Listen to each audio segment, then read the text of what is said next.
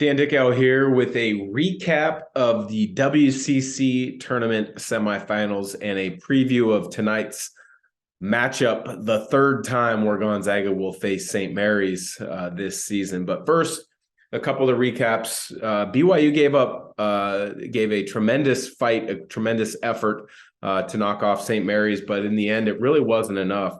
76-69, the Gales of St. Mary's prevailed. Three players in double figures for BYU, led by Spencer Johnson with 13 points. But in the end, it was too much St. Mary's just controlling the game. It doesn't matter if St. Mary's plays San Francisco, Pacific, BYU. They are going to control the pace of the game. They even control the pace of the game for the most part against Gonzaga, and we'll touch on that when we preview tonight's championship game. But BYU finishes the season at 19-15. The question becomes now that they are leaving the WCC, a league that they and their fan base thought they were going to dominate when they came in over 10 years ago. But do they make the NIT? Do they play in the CBI?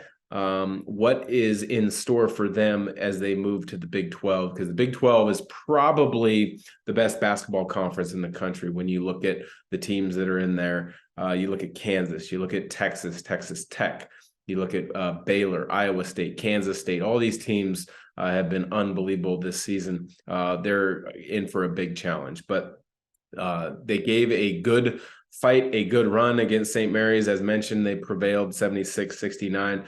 For St. Mary's, Alex Dukas, he led the way with 23 points, 7-11 from the field. He's that guy that, I don't think he and Bowen get all enough credit. Mahaney's gotten a lot of notoriety, and rightfully so, the second half of this season. Mitchell Saxon has gotten credit. Logan Johnson has been spectacular as of late. But Dukas and Bowen just do everything necessary for them to win. Bowen defensively and rebounding. Dukas just being a blend guy on the offensive end, taking what is presented to him, and he was great last night. Mahaney did have 18 last night, Saxon 10, Logan Johnson had 10 as well. But St. Mary's advances to face Gonzaga, which we all kind of expected, we thought would be the case. But Gonzaga had to deal with a pesky San Francisco Dons basketball team. They ended up winning 84-73. The Dons hit 14 threes last night. I mean, that's talk about a green light. USF, their backcourt of Tyrell Roberts, Khalil Shabazz have had a green light all year. And what that does is in a loser out situation like they had in the quarters, and then last night in the semifinals, you play with a ton of freedom, ton of confidence. You just go out there and play.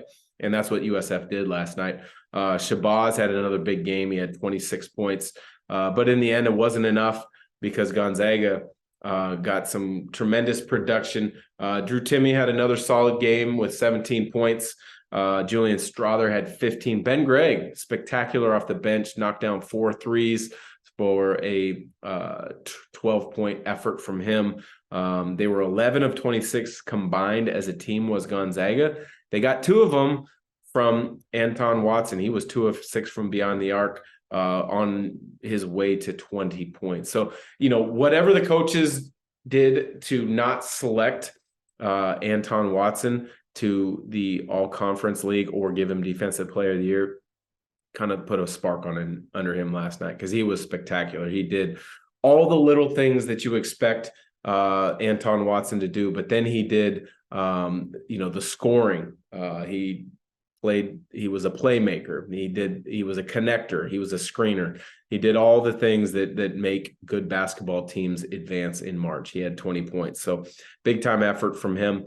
Looking ahead now to preview tonight's game. This is the matchup we kind of all expected. Once we got a little bit into the season, we saw just how good St. Mary's was going to be. We saw what Gonzaga was trending to be after a lot of people kind of dismissed them early. But they're back, primed, poised, ready to go for I think a second weekend run into the NCAA tournament.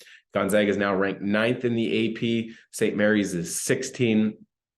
Gonzaga, most of the bracketologist websites that I've seen has Gonzaga solidly locked in as a 3 seed. I don't think win or lose that will change for St. Mary's. Most of them I've seen have them at the 5. I think I've seen one of them, the bracketologist, has them at a 6, which I disagree with. I think win or lose, St. Mary's should be locked into a 5 seed. Maybe if they win, maybe they could even sneak into a 4 seed. I think that would be great for the West Coast Conference if they could do that. But that being said, enough about bracketologists. We will get the seeding later this week on Sunday when the selection show happens. But to preview this game, it's a tiebreaker. Gonzaga lost the first game in Moraga. As we all know, they controlled about 35 minutes of that game. And then Aiden Mahaney took charge, making big plays down the stretch, whether it was scoring it, whether it was finding guys. And then St. Mary's prevailed in overtime in Moraga. In Spokane, just a week and a half, 2 weeks or so ago, I thought Gonzaga really kind of took the fight to St. Mary's throughout by employing a 3/4 court press throughout most of the game. I would say probably, if my memory serves me right, about 36, 37 of those minutes, Gonzaga was in a 1-2-2 zone press, just to take time off the clock with St. Mary's getting into their offense. The reason this is so important is, say St. Mary's gets the ball across the half court line in a normal pace of play game at 23.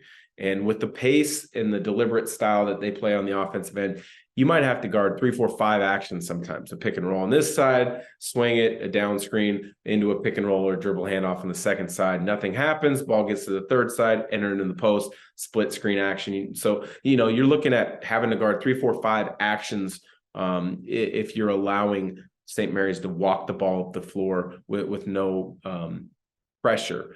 And now if you add that pressure, takes a couple passes in the backcourt. It takes a little bit of organizing once you get the ball into the front court. Now you might be guarding with 13 seconds left on the shot clock. And that's a huge thing in the college game, because in the college game, as opposed to the NBA game, when you get to 12, 13 on the clock, most guys are thinking, oh, it's the end of the shot clock. We got to get into our action. So really, you're only allowing 1, maybe 2 actions to occur in the college game with that amount of time. In the NBA, you get the ball, 6, 7 seconds left. You might still have time for 2, 3 actions, just because the game is so much quicker, and players recognize and realize situations and play out of concepts that much better at the NBA level. But at the college level, if you can make your opponent enter their first option on the offensive end of the floor around 13, 14, as opposed to 23, you're really helping yourself defensively, not giving yourself the amount of opportunities to have breakdowns. And especially against a team like St. Mary's,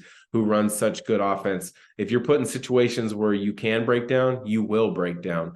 So I think that was a great adjustment by Gonzaga's coaching staff. In that second game, I would expect to see a lot of that tonight in the conference tournament final.